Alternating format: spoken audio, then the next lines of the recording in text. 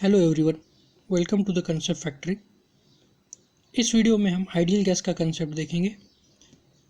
इस कंसेप्ट को देखने से पहले ज़रूरी यह है कि हम समझ लें कि हमें आइडियल गैस की ज़रूरत क्यों पड़ी। दोस्तों, थर्मोडायनामिक्स जो है वो हीट और वर्क इंटरेक्शंस की स्टडी है, और क्योंकि गैसेस जो है वो सॉलिड और लिक्विड के कंपैरिजन में हमें ज़्यादा वर्क देगी जब हम उसे हीट सप्लाई करेंगे, तो इसीलिए गैसेस का जो स्टडी है वो थर्मोडायनामिक्स में बहुत ज़्यादा इंपॉर्टेंट हो जाता है। आप थर्मोडायनामिक्स में शुरू से लेकर आखिरी तक देख लीजिए, यहाँ पर आपको steam turbine, gas turbine, compressors, refrigerators, IC engine, इन सब में आपको गैसेस ही मिलेंगी। इसीलिए गैस की स्टडी करना हमारे लिए काफ़ी इम्पोर्टेंट हो जाता है, और इस स्टडी को सिंप्लीफाई करने के लिए ही आइडियल गैस का कंसेप्ट लाया गया है।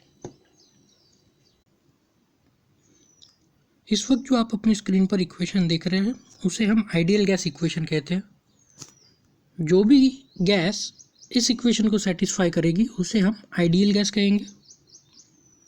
हमें यह भी पता है कि आइडियल गैसेस रियलिटी में एग्जिस्ट नहीं करती, लेकिन जो रियल गैसेस होती है वो बहुत ही कम प्रेशर पे और हाई टेम्परेचर्स पे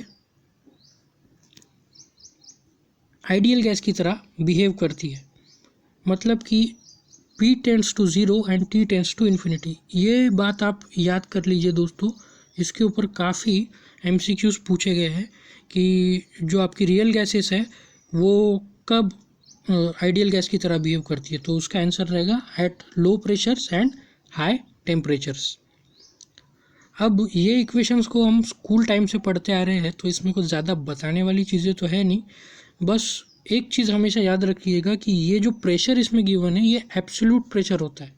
तो अगर आपको प्रॉब्लम में गेज प्रेशर दिया हो तो सबसे पहले आप उसको प्लीज़ एब्सोल्यूट प्रेशर में कन्वर्ट कर लीजिए और बाद में उसको आगे सॉल्व कीजिए। दूसरी बताने वाली बात यह है कि जो यूनिवर्सल गैस कांस्टेंट है इसकी वैल्यू फिक्स रहती है सारी गैसेस के लिए, जो कि है 8.314 किलो जूल पर किलो मोल केल्विन।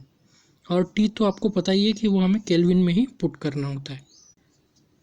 जो आइडियल गैस इक्वेशन हमने देखा अभी, उसे डिराइव करने के लिए कुछ अजम्पशंस लिए गए थे। उन अजम्पशंस को अभी हम देख लेते हैं। ये assumptions kinetic theory of gases से लिए गए हैं, जो कि हमने 11th या 12th में पढ़े होंगे, और ज़्यादा टाइम इस पर हम नहीं देंगे।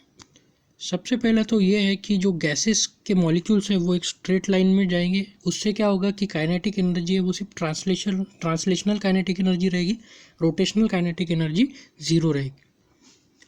दूसरा ये एक अजम्पशन है कि जब भी आपके गैस मॉलिक्यूल्स कंटेनर की वॉल से टकराएंगे तो प्रेशर डेवलप होगा।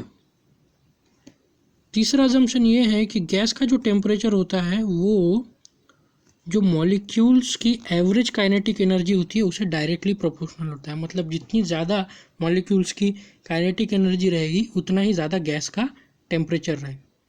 तो ये कुछ कम इम्पॉर्टेंट अजम्पशंस है, लेकिन फिर भी आप इन्हें नोट कर लीजिए। जो इम्पॉर्टेंट वाले अजम्पशंस हैं उन्हें हम अभी देखते हैं। तो दोस्तों, जो इम्पोर्टेंट अजम्पशंस है जिनके ऊपर MCQs आते हैं इंजीनियरिंग लेवल पर, वो हमारे सामने हैं। सबसे पहला कि जितने भी कोलिजन्स होंगे वो सारे के सारे परफेक्टली इलास्टिक होंगे। वो कोलिजन मॉलिक्यूल्स के बीच में हो या मॉलिक्यूल और वॉल्स के बीच में हो, वो कोलिजन जो भी रहेंगे वो परफेक्टली इलास्टिक रहेंगे। उसके बाद में जो गैस मॉलिक्यूल्स है उनका जो वॉल्यूम है एज़ कम्पेयर टू कंटेनर वो बहुत कम होता है। तो गैस जो है वो पूरा कंटेनर ऑक्यूपाई कर लेगी, तो हम बोल सकते हैं कि volume of gas is equals to volume of container. और आखिरी और इम्पोर्टेंट अजम्पशन ये है कि जो गैस मॉलिक्यूल्स है उनके बीच में कोई भी इंटरमॉलिकुलर फोर्स एग्जिस्ट नहीं करेगा। तो यहाँ पर एक मिस्टेक है आखिरी में, ये यहाँ पर एंड नहीं चाहिए था, तो इसे आप जब लिखेंगे तो आप उसे करेक्ट कर लीजिएगा। स्कूल में जब हम काइनेटिक थ्योरी ऑफ गैसेस पढ़ रहे थे तब हमने आइडियल गैस और परफेक्ट गैस ये दो टर्म सुनी थी। अब सवाल ये है, क्या ये दोनों टर्म्स एक ही है या इनके मीनिंग अलग अलग है?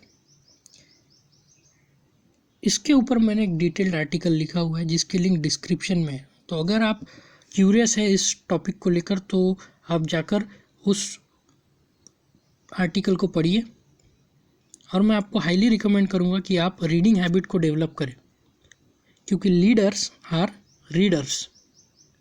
जितने भी बड़े लीडर्स हैं, चाहे वो स्टीव जॉब्स हो, वॉरेन बफेट हो, मार्क जकरबर्ग हो, ये सारे के सारे लीडर्स जो है इनमें एक चीज़ कॉमन है कि उन्हें पढ़ने का काफ़ी शौक था।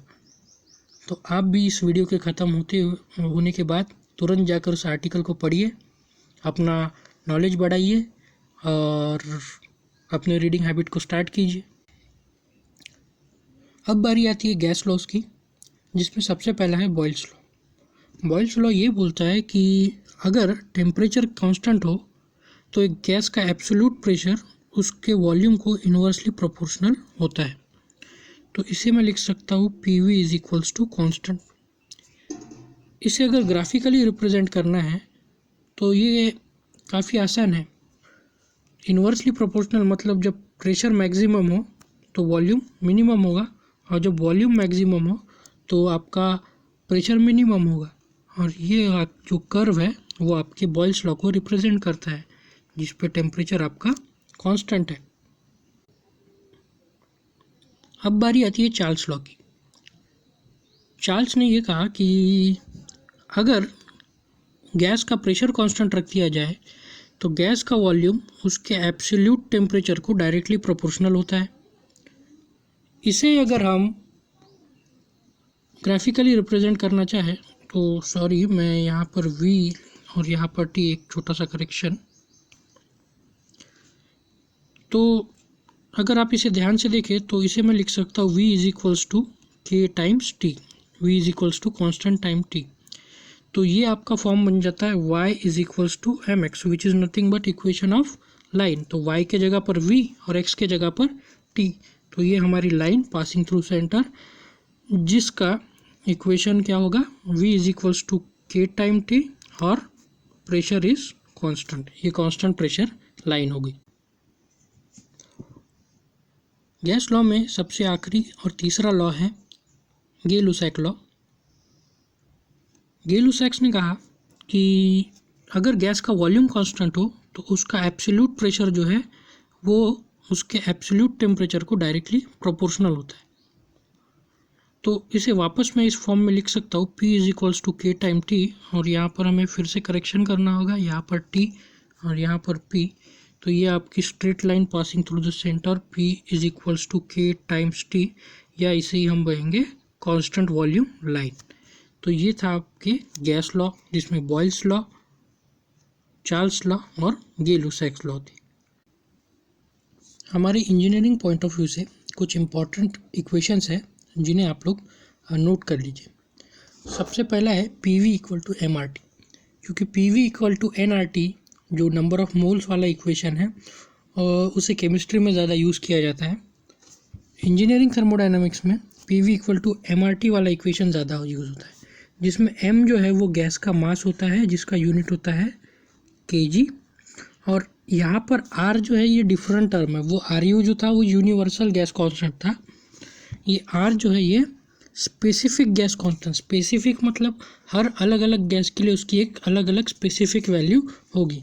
जैसे कि एयर के लिए उसकी वैल्यू है 287 और यूनिट है joule per kg kelvin, joule per kg kelvin या kilo joule per kg kelvin. लेकिन यहाँ पर अगर जूल है तो वैल्यू 287 और किलो जूल लेंगे तो 0.287। फिर है हमारे CP और CV। CP जो है वो specific heat at constant pressure होती है, और CV जो है वो specific heat at constant volume होती है। इन दोनों का डिफरेंस आपको स्पेसिफिक गैस कांस्टेंट की वैल्यू देगा, CP minus CV equal to R, और CP अपॉन CV इन दोनों का जो रेशियो है ये आपको देगा एडियाबैटिक इंडेक्स यानी गैमा की वैल्यू। गैमा की वैल्यू अलग अलग गैसेस के लिए यहाँ पर गिवन है। आप नोट कर रहे होंगे कि ये सारी गैसेस के लिए इसकी वैल्यू 1 से ज़्यादा है, मतलब कि CP जो है वो CV से सारे केसेस में बड़ा है।